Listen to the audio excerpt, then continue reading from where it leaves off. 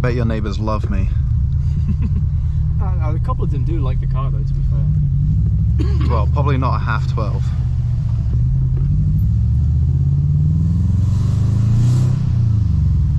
Yes, that drive up to Honiton. Well, I was going to make a video out of that, but it was very, very boring. I didn't mind the drive up so much because it was a sunny day.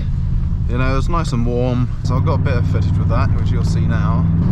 So I believe this road is divided into two bits. A 2-mile straight, and this is a 5 mile. I think I'd prefer something that was a little bit higher up so you can get a view of everything. Every now and then you can get a good view between the bushes and stuff like that. The reason I chose this road was because I was looking at good places to drive, like good views and stuff like that. You know, not necessarily fun, but just a nice chilled out drive. And this is one of the places that came up that were fairly close, reasonably close.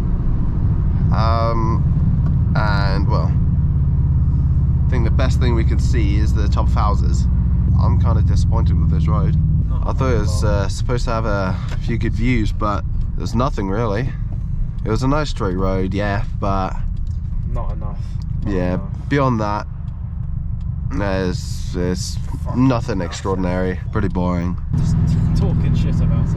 Yeah, and a while after that, Ed, one of our good friends. Yeah, I'm not sure if Ed's been in a video yet or not.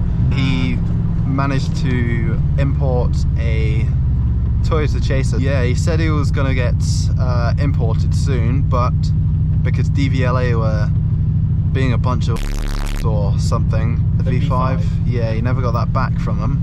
So it ended up taking 12 weeks longer than expected, but finally arrived, and I managed to get a little bit of temporary insurance and drive it across the roads, and oh yes, it was so good. Holy, this is really, really smooth. It feels awesome.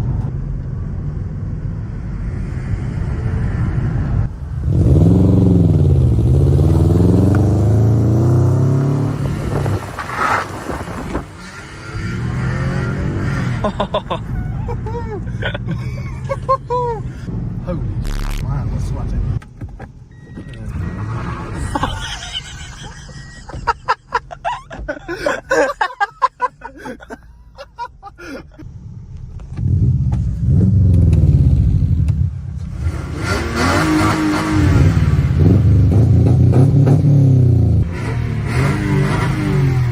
That was a very fun little drive.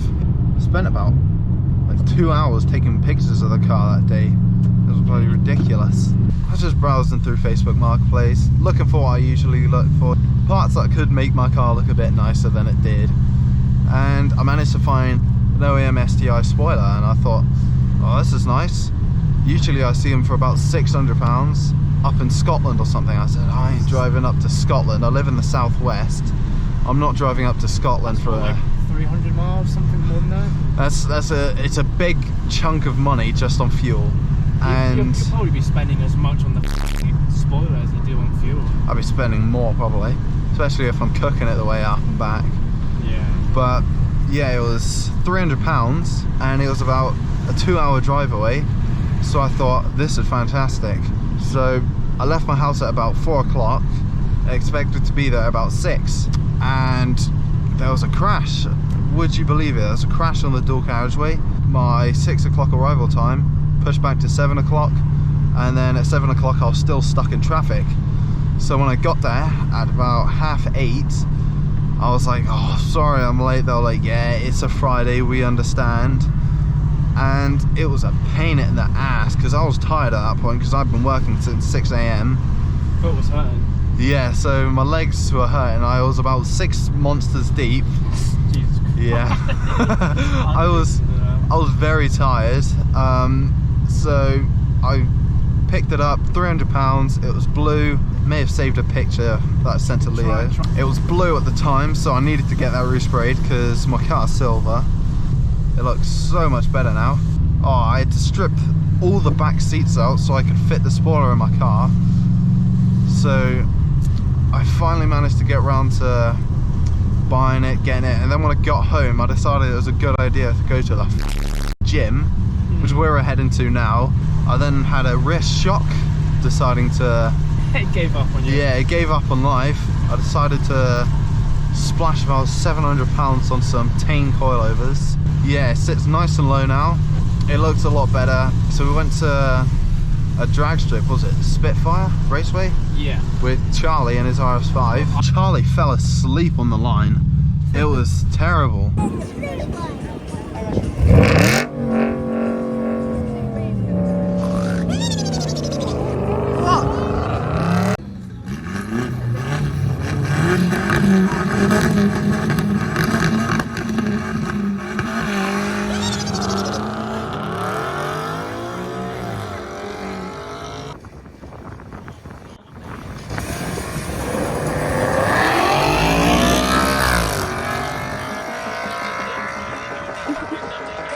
Luminous.